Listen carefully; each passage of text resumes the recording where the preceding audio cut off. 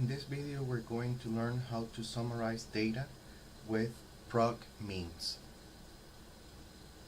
This is covered in chapter 19 of our textbook. So I have uploaded a data set that we used previously for one of our homework projects. It's called the body fat data set. I uploaded it into the work library, so it's a temporary data set. It has three variables. We have the body fat percentage, we have the age of the subject, and we have the age group. There's only two age groups, 20 to 40 and older than 40.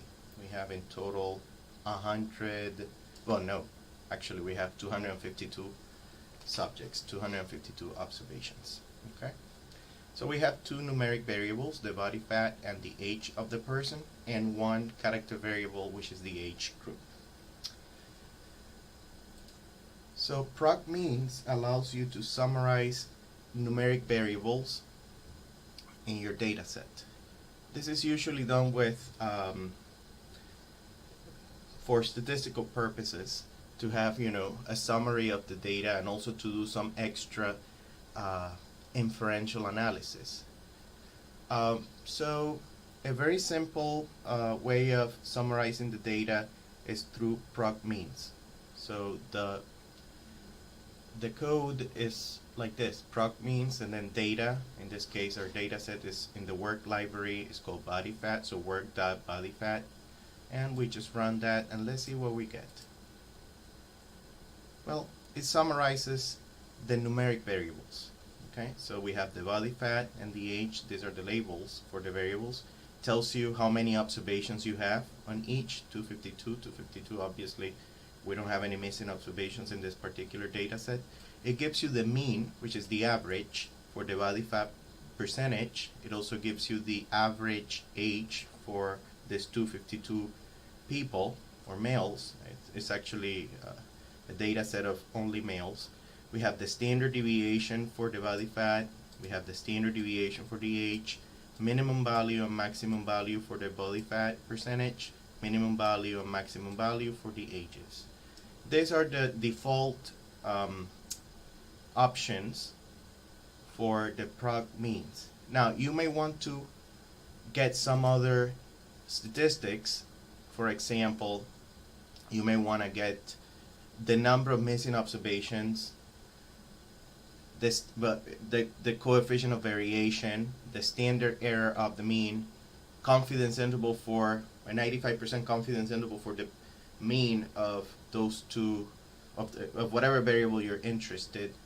You also can control the number of decimal places that you can have. For example, here we want only 2 decimal places, so max DEC, that controls for the number of decimal places.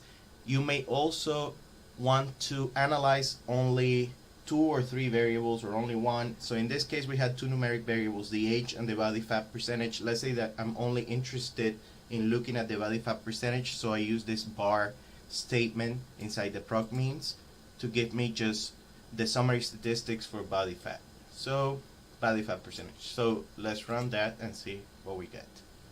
See, now we're just analyzing, it's only analyzing the body fat percentage. Tells you, okay, you have 252 observations, no missing observations, so no blanks. This is the mean with 2 decimal places. This is a standard deviation with 2 decimal places. The coefficient of variation with 2 decimal places. The standard error of the mean, which by the way is the standard deviation divided by the square root of the sample size. That's something that you will learn in your statistics class. And a confidence interval for the mean from 18.17 to 20.23.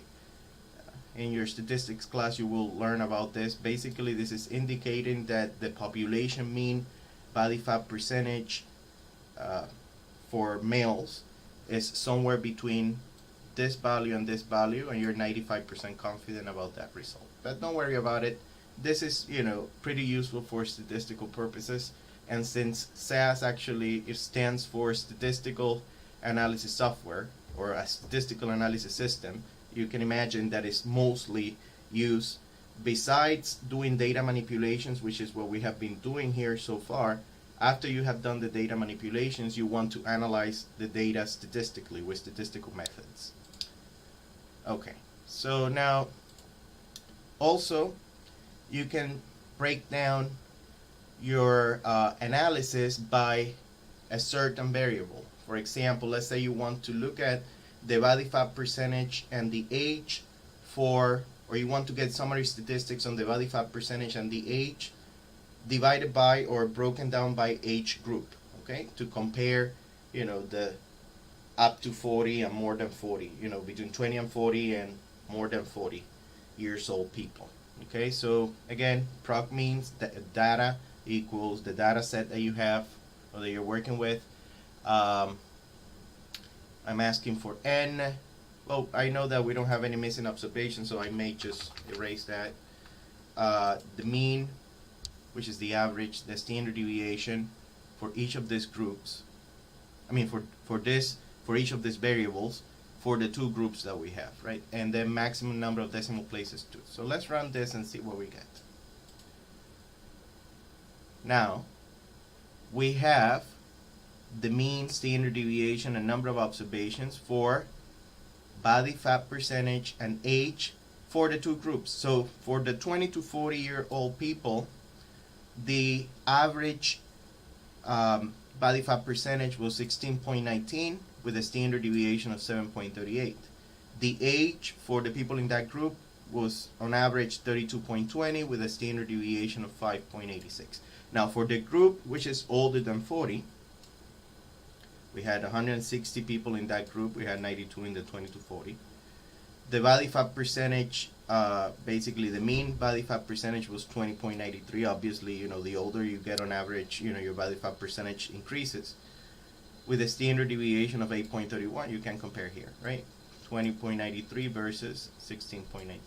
And then the average age for this group was 52.18 with a standard deviation of 9.18. So you can do many things with the PROC means. I strongly recommend you to go through all the examples in chapter 19. But this is the basic stuff that you can do with it. You can basically compute summary statistics and get a report, tables reporting the summary statistics for different variables broken down by different groups using PROC means.